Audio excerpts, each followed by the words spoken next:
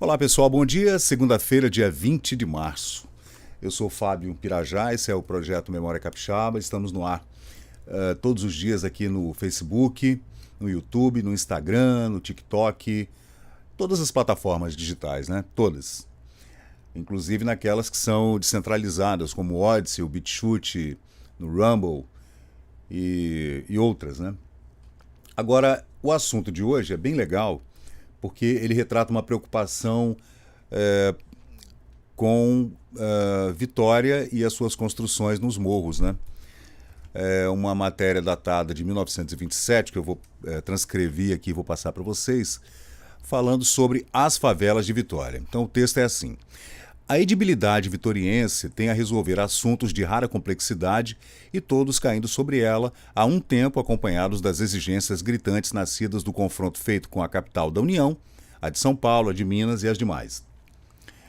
O cidadão de Vitória, que já possui, dada a exiguidade das rendas municipais, serviços relativamente perfeitos, não se satisfaz com o que tem, sempre quer mais, numa ânsia de paralelizar-se à capital carioca ou à paulista. Muito bem. O desejo em si é dos mais nobres e demonstra o amor que todos temos à cidade onde vivemos, mas é bom ouvir-se para refrear-nos os ânimos as críticas murmuradas na surdina contra a municipalidade, que tem feito mais do que é possível. Olha só a reclamação. Bem legal esse artigo, tá? E quando dizemos a municipalidade, não nos referimos, é claro, só ao período atual do governo, embora seja das mais benéficas à administração vigente, mas a todos os administradores que têm investido a Vasa e o Mangue, têm rompido até com as amizades velhas e considerações pessoais para bem servir os interesses coletivos. Figura nas preocupações da edilidade acabar com as favelas, entre aspas, alcandoradas nos morros que circundam a cidade. À primeira vista, é conhecida a nossa índole sentimental, toda volvida à piedade dos indivíduos, embora corra o maior risco o organismo impessoal da sociedade, a atitude dos poderes municipais parece atacar a propriedade de seus fundamentos e o direito do pobre morar onde mais conveniente for a sua subsistência. Se o pobre não pode morar na Baixada, ele vai morar no alto, dos morros. Mas a hipótese é diversa, na verdade. Além de afeiarem a paisagem, o que é um motivo estético e não administrativo e social para reprimi-las, as palhoças, choupanas, casinholas que grimpam as abas dos morros até o seu cume, fogem a todas as regras prescritas pela higiene urbana. Olha a preocupação do cara. Bem progressista, né? Interessante. A elas não vai a água nem esgotos e o serviço de remoção de detritos é de todo impraticável. Para a aventura nossa, as habitações sórdidas ainda não representam a morada do crime.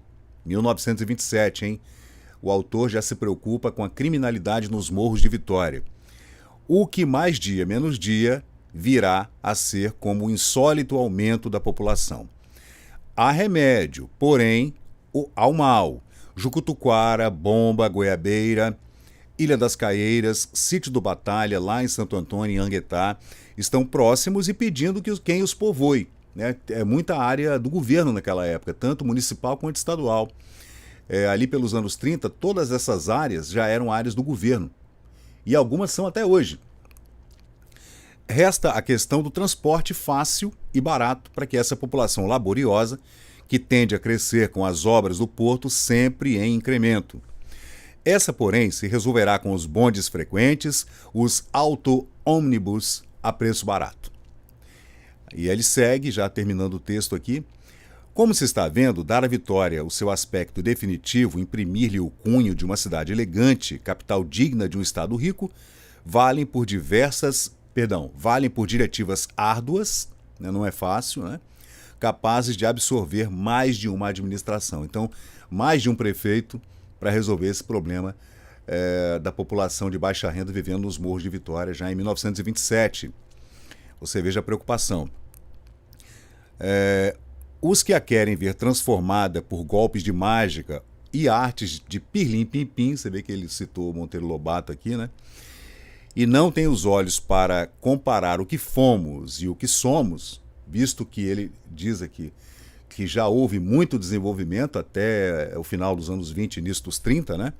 Padecem de eterna insatisfação e se atingirmos a organização cabalíssima de Nova York ou Berlim, ainda assim a crítica insegura lhes escorrerá dos lábios. Então, o texto é sensacional, ele fala dessa preocupação do autor com as favelas de Vitória, colocadas aqui, ó, entre aspas e com 2 L's, né? Ainda o português do início do século XX, a hipótese com Y e com TH, higiene com Y.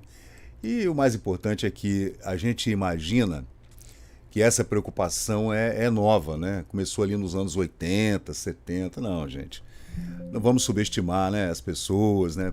Sempre houve gente preocupada, tanto com a parte social, a política, a estética, sempre houve essa preocupação. E imagine que Vitória, nos anos 1930, era uma cidade muito menor. Nós, naquela época, tínhamos entre 60 e 80 mil habitantes em toda a região.